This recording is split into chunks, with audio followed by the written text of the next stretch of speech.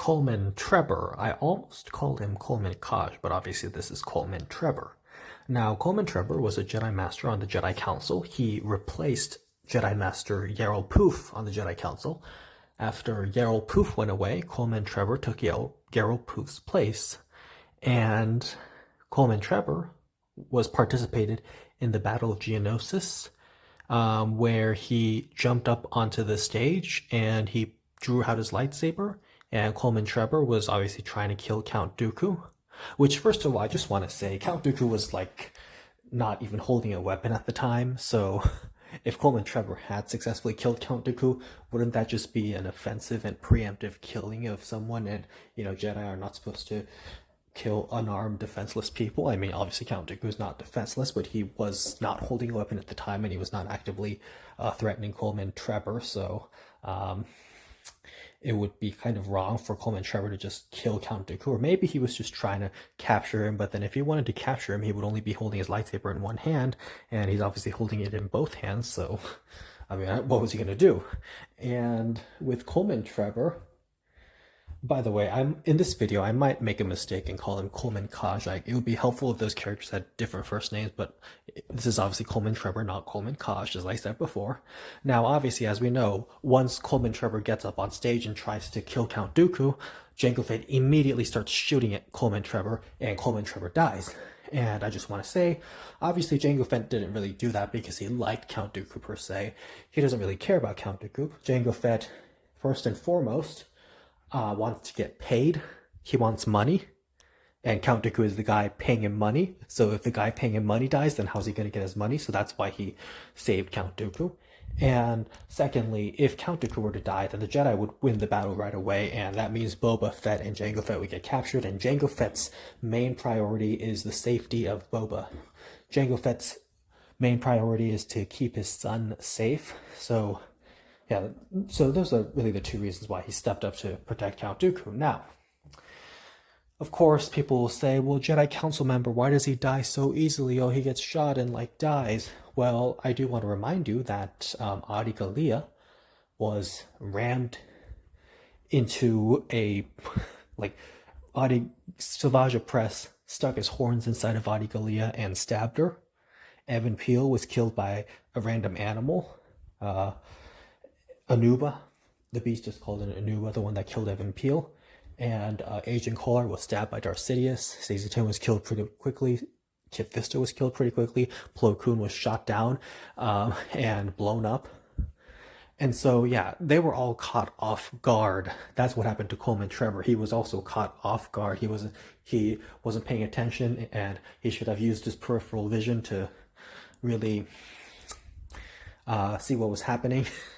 Yeah, Coleman Trebor really should have paid attention to his surroundings before immediately jumping and trying to get Count Dooku, because when you're doing something really fast and you're not focused, things tend to happen, and for Coleman Trebor, that thing was fatal. Now, I liked that Jango Fett killed Coleman Trebor.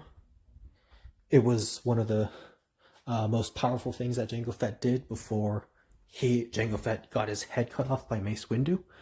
But my point is, I think I would have, if I had made Attack of the Clones, I would have probably had Count Dooku kill Coleman Trebor instead, because first and foremost, it would show how powerful Count Dooku is. Like, he could just take down a member of the Jedi Council, and it would have just been a funnier action scene, I think. Like, or maybe Count Dooku and Jango Fett together. So what I might have done is I would have had Count Dooku shoot lightning at Coleman Trebor, and Coleman Trebor would have been caught off guard, and that's when Jango Fett starts shooting him and Coleman Trebor dies. Or maybe Count Dooku, like, and I do want to speculate. So that's maybe how I would have done Coleman Trebor's death. Now, I do want to speculate that even if Jango Fett had not been in the picture, like maybe Jango Fett didn't start shooting at Coleman Trebor, Count Dooku obviously saw Coleman Trebor, and Count Dooku has very fast reflexes. And if you see Count Dooku right here, his hand, I can't zoom into this picture any further for some reason, but Count Dooku's hand is already near his lightsaber, so if Coleman Trebor had successfully swung his lightsaber at Count Dooku would have just pulled out his lightsaber and started blocking, or just used Sith Lightning or another form of the Force or something. Like, he could have defended himself very easily, I believe. So I don't even think that Coleman Trebor would have killed Count Dooku. Although even if Coleman Trebor had killed Count Dooku, there would have been no difference because Darth Sidious was controlling the war. And okay, let's say Coleman Trebor killed Count Dooku and the Jedi all got up on stage and captured all the Separatist leaders. Well, actually, let's explore the scenario. So Coleman Trebor, there's two scenarios as to what might happen.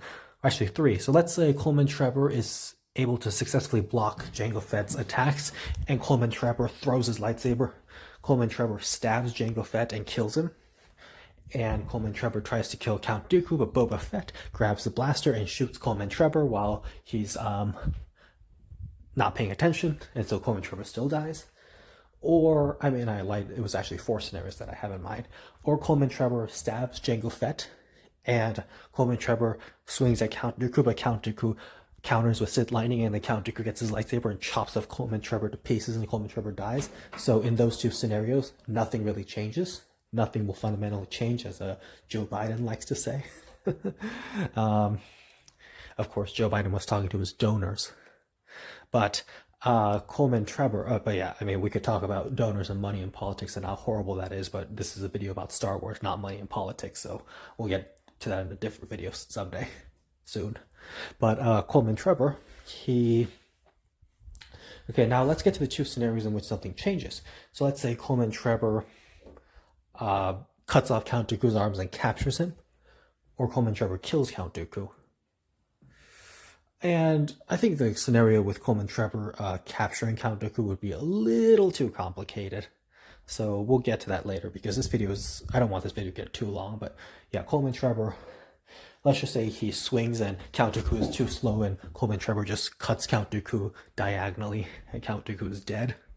In that case, some more Jedi Masters would jump onto the stage and they would capture the Separatist leaders. And the Separatist leaders would be scared for their lives because they're all cowards and really just have no backbone.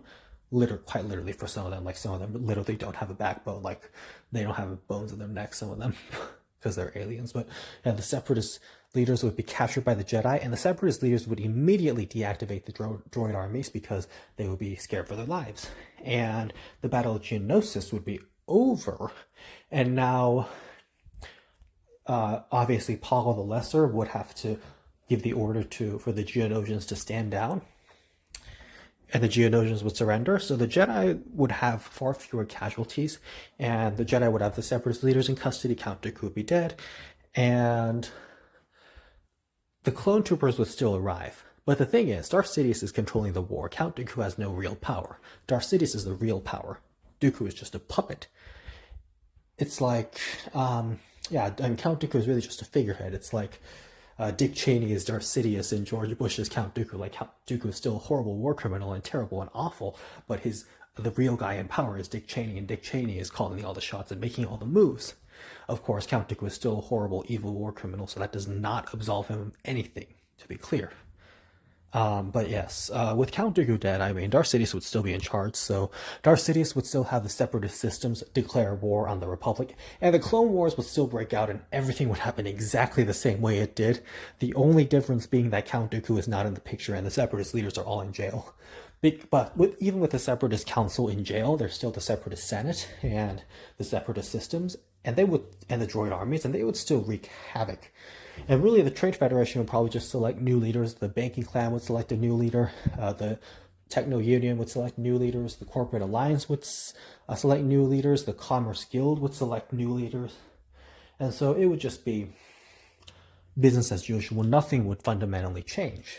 And speaking of nothing would fundamentally change, isn't it funny how the Techno Union, Corporate Alliance, Trade Federation, Commerce Guild, like those are all major corporations that are profiting off of the war, and they're officially supporting the separatist cause. Of course, actually, for some of them, their official position is neutral so that they can profit off both sides. But of course, you have the Confederacy of Independent Systems, the separatists, calling the Republic massively corrupt, which the Galactic Republic is massively corrupt and horrible, and it's an oligarchy run by bureaucrats. But the point is, the separatists are also funded by massive rich donors, so they should probably look at themselves too. Like, you're becoming the very thing you hate. like, what's wrong with you? So money in politics is very bad. And I guess we got a little off topic, but that's only because we were talking about Coleman Trebor, who could have been consequential, but probably would not have been.